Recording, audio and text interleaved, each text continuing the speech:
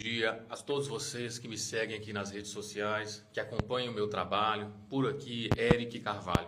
Bom, eu como advogado, primeiro eu tenho o dever como cidadão de não levantar aqui hipóteses que possam me identificar de repente como um advogado de defesa daqueles indivíduos ou de acusação, sob pena de nós não tentarmos dar-lhes um salvo-conduto para que outras pessoas não pratiquem rituais satânicos, se for o caso, e depois venham alegar que foram orientados por forças divinas, por forças sobrenaturais e que estariam, nesse sentido, sobre uma excludente da culpa. E eu posso falar com propriedade, gente, de causa e lugar de fala, porque eu sou teólogo como profissão, eu sou bacharel em teologia, eu sou credenciado pelo Conselho de Teólogos do Brasil e do exterior, eu tenho autorização do Conselho a tratar de assuntos teológicos, cristãos, missiológicos em geral, em quaisquer país mantenha relação diplomática com o Brasil. Então eu estou amparado em lei e também no artigo 5º, que fala da livre forma de expressão, de culto e suas liturgias. E eu me identifico como cristão, então eu tenho o direito de acreditar na Bíblia que fala de possessões demoníacas. Eu tenho o direito de dizer que talvez nós nos deparamos com aquele lamentável episódio, hein, pessoal? Alguns chamam de tragédia, alguns chamam de fatalidade, eu chamo de crime. Para mim, eu sustento a tese do dolo eventual, assim como apurou-se as investigações, assim como apurou a própria delegada de polícia de Limeira, porque todos os fatores e elementares do tipo penal indicam para isso.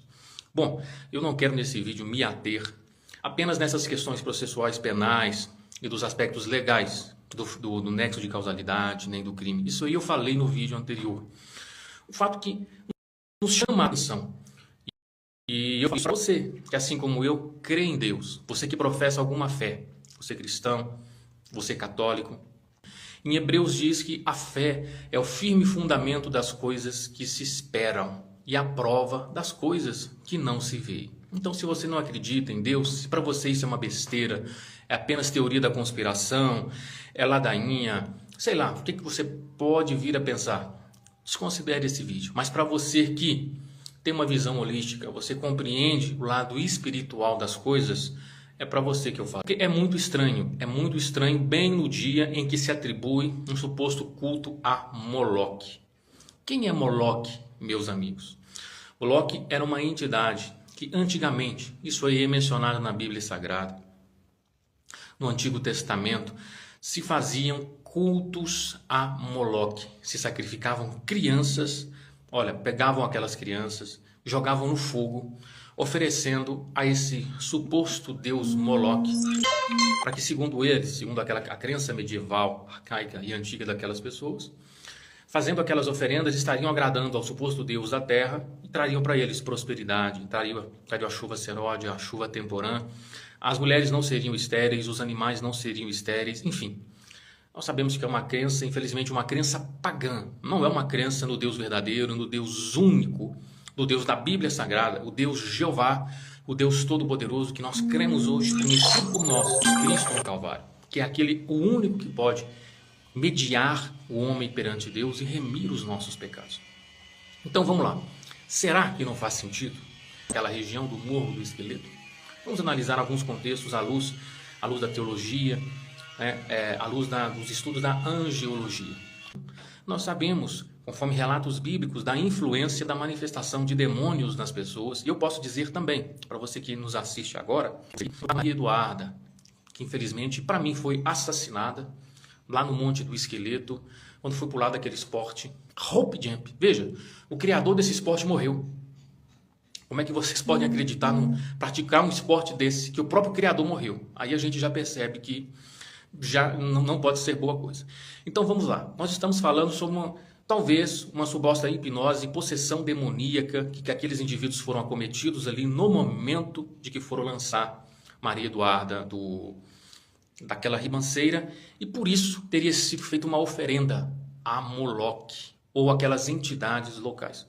Quer dizer que talvez remotamente aqueles homens estariam possessos por demônios e que Maria Eduarda teria participado ali diretamente ou indiretamente de um ritual satânico. Nós não sabemos ainda. Por quê? Primeiro, eles pagaram para participar de um evento. Terceiro, Todo mundo viu que ela estava sem corda. Ela viu.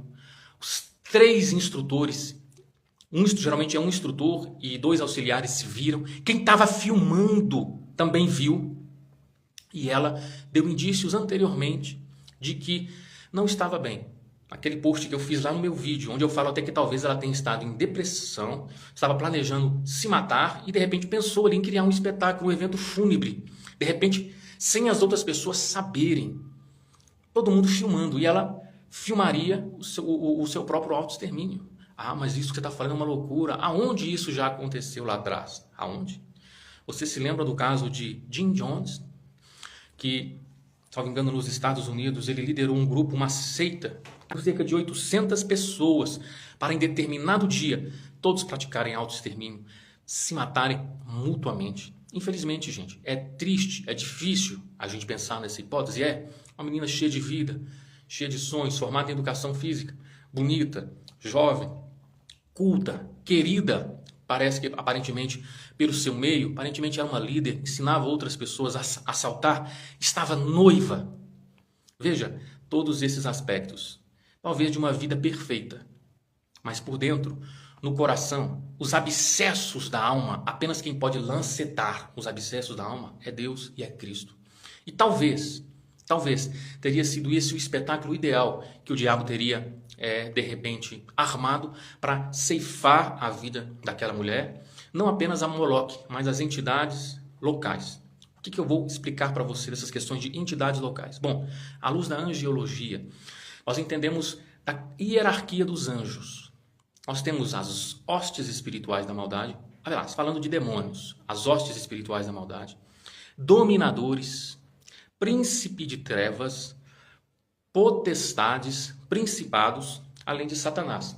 Nesse aspecto, aquele local, Monte do Esqueleto, como o próprio nome diz, se nós verificarmos na própria natureza etimológica da palavra, é um local que era dominado por 3 entidades, a meu ver. Tá? Exu Caveira, Tatá Caveira, João Caveira, poderíamos falar ainda do Exu do Cemitério, né? Exu Quebra-Ossos e o próprio Exu da Morte, que geralmente é aquele que domina sobre essas entidades. Qual que seria a linha de atuação desses demônios? Fazerem o quê, por exemplo? Gerarem fraturas, pessoas caírem, quebrar os ossos, se machucar, adrenalina em excesso, o miocárdio não aguentar e a pessoa infartar, e o próprio óbito, levando aquelas almas ali à morte, ao Sheol, ao Hades ou ao seio de Abraão. Então, dentro desse contexto, as hostes estariam por uma linha hierárquica submissas àquelas potestades. É uma potestade. Uma potestade é um espírito de abrangência maior, é um espírito de maior autoridade e é um espírito de comando, que comanda as outras entidades que seriam espíritos menores. Estariam aquelas pessoas influenciadas por essas hostes, por essas entidades, e teriam ali indiretamente oferecido àquela menina um sacrifício satânico para que aquelas entidades continuassem a exercer domínio sobre aquela região. Onde nós vemos isso na Bíblia? Jesus, quando foi expulsar o demônio endemoniado gadareno, o que ele diz?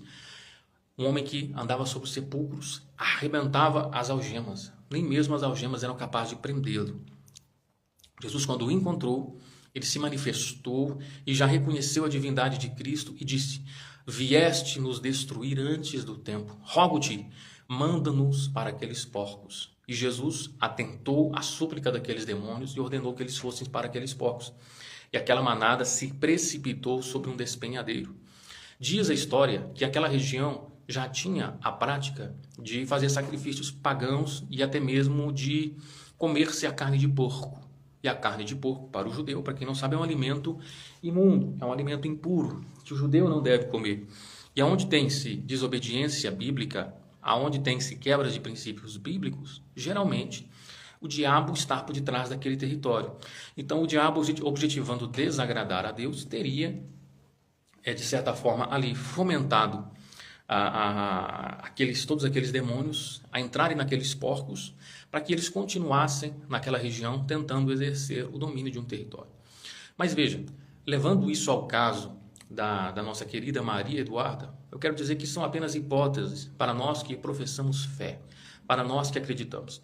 E nos reservamos no direito, talvez, de acreditar que o diabo que veio para matar, roubar e destruir, infelizmente tenha ceifado aquela vida, cegando aqueles homens naquele momento, talvez arquitetando todo aquele circo, orquestrando tudo aquilo para, por detrás, levar uma vida, tirar uma vida da terra, talvez ainda na flor da sua juventude.